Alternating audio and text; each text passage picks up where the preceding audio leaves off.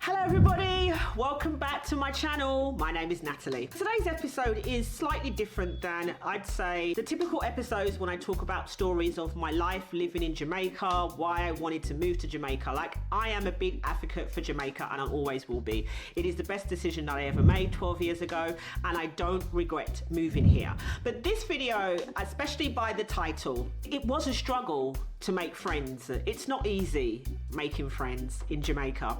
In the comments, I have seen I'm coming back to Jamaica, Natalie, or my parents are Jamaican, I was born in the UK and I do want to move back to Jamaica. Watching your video has inspired me to move to Jamaica. The questions have been around, how did you make friends? I wanted to make this video to give you my insights, my story, my struggles making friends and the reasons why. And finally, I made peace with the fact that my friendship circle was never, ever going to be as big as it was in England. And that I was okay having a very, very small amount of friends, which is like one or two, basically. I did connect with like online communities, expatriate communities and things like that. So I'm going to talk to you about what I did, how I was able to create a network. All right, if you're ready, let us get started. Hey everybody, thank you for coming back. Thanks for sticking around. If you're new and you're liking what you hear so far, remember to subscribe, like, and click that notification bell to be reminded of when I drop a new video. Let's dive into my stories.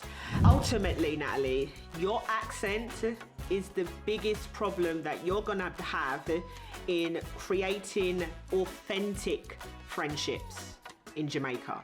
That's the real truth. And that's why it made it so difficult, because I could have been like how I am, which is my extroverted self. I can make friends very easily, but because of my accent, those friendships wouldn't have been authentic. I talk about this in regards to the fun side of my accent. In this video, I talk about how I embrace my culture. I can learn how to say to the taxi man, give me a stop, driver, but I'm still English. I talked about some of the cons in that video around how people triple the price once they hear your accent, once they hear your English accent, or just a different accent. It doesn't have to be the English accent, it can be any accent. If you haven't watched that video, don't worry, the link is in the description, watch it when you can. Now with that in mind, think about it in regards to making friends. My accent automatically draws attention to people in Jamaica thinking I have money. I wish I did, okay? Or I wish I had the money that Una Phil said I have, okay?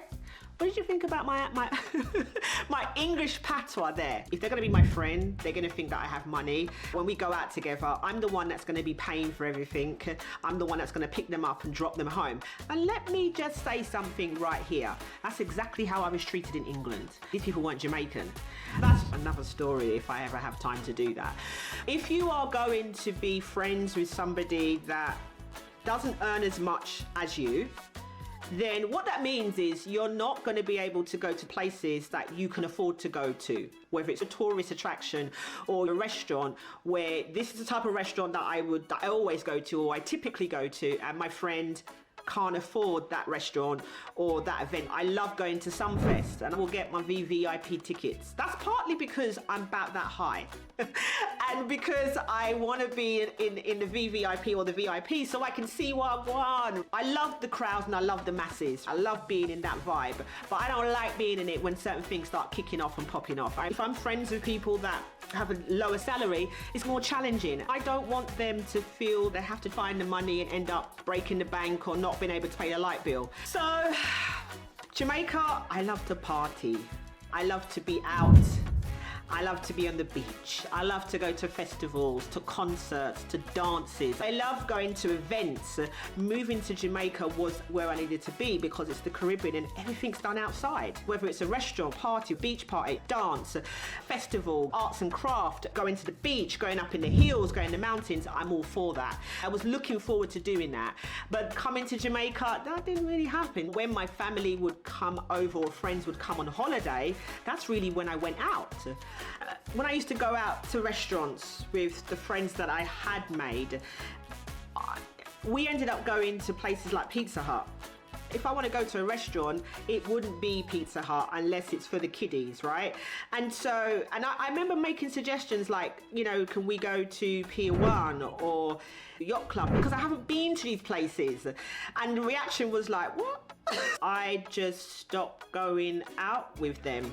And because I stopped going out with them, our friendship kind of stopped. I remember my first job, people thinking that I'd stolen their the jobs in Jamaica. And I was like, I moved to Jamaica with 2 suitcases and a little bit of money saved up, and I had no job. I wasn't relocated from the UK to Jamaica like I was relocated from the UK to live in France. Very, very different. I applied for jobs just like everybody else did in Jamaica. I got turned down for jobs just like everybody else did in Jamaica. I had to go through interview and selection process. I don't want you to just think that it was because they didn't want to be friends with me. It was also because I didn't want to be friends with them either. I kept it professional at work. I had been burnt a lot by Jamaicans in the UK from a trust aspect. When I came to Jamaica, it was always in the back of my mind, are they my friend because they really want to be my friend, or is it because they want to use and manipulate me and try and take money from me? When I moved to Kingston, it got a bit easier, and I'll tell you why. It's more diverse in Kingston. When I was working in the City of London, it reminded me of that. When I was living and working in Kingston, that's the vibe I felt. The environment or the opportunity to make friends was very different than on the North Coast. If someone said, hey, we're gonna go to 100 for dinner, or let's go to Marketplace, yeah, that's all good. When I started to make friends, these were also expatriates as well. I was introduced to a website called Internations. I've put the link in the description below. Internations is a global platform, and essentially what it really is about connecting people in different countries with people that are from a similar background and country from themselves. So I signed up, and the chapter in Kingston would have events like, I think it was once a month, where we'd all get together. It might be at Terra Nova or another place. Oh my gosh, everybody. This won't mean much to you, but it does to me. I'm back. So I got a flashing light. my camera started flashing, and I was like, oh my gosh, it's the battery. And I was like, how can it be the battery? Because I charged it last night. So I quickly changed the battery. I came back, and then I'm talking again, and it starts flashing. So I'm like, what is going on? So I'm trying to speak really fast, and then it started flashing, and it's like, it stopped. And I was like, what is going on? So I realized it was the memory. The memory's full. I got a lot of videos on this. So why am I telling you this? Just in case I look a little bit different on screen, I might look a bit flustered, bigger, smaller, darker or lighter. I just wanted to let you know what happened. I hope I remember what I was talking about, which was Internations. But essentially, the Internations group helped me address some struggles I mentioned earlier on in this video. There are many other ways that I can suggest to you that you can make friends, connect with people. I can say, go on social media, find online communities. When I was living in Paris, I actually did join an online Facebook community. It was Jamaicans living in Paris. You can join online networks through social media, but to be careful, because I can say join in church, go to a volunteering, but remember you're in Jamaica and it's different. Be discerning. Think about the bigger picture when you're looking for friends. Think about, what's your lifestyle like? What are your potential friends' lifestyles like, or what do they need to be, so that there isn't challenges, misunderstandings, misconceptions and trust issues. Regardless of that, me being alone but not lonely, or having a few friends, is absolutely fine for me. Less friends, less drama. Spend more time at home. My fiance, he's happy chilling at home. At the same time, when we do go out, we have similarities in what we like and what we love. We love being in nature. We love going to the beach, being in water, being up in the hills. Our first date, we went to Blue Lagoon.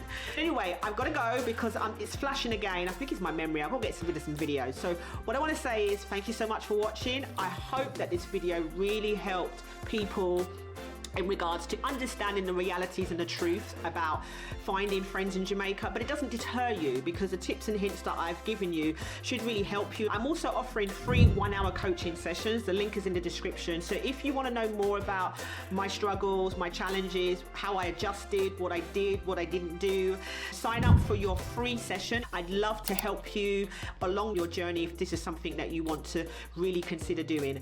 Thank you so much for watching. Remember to like and subscribe to this channel if you haven't already, and to share this video if you think that this video is going to help somebody else. And remember to learn, love and live. Stay blessed.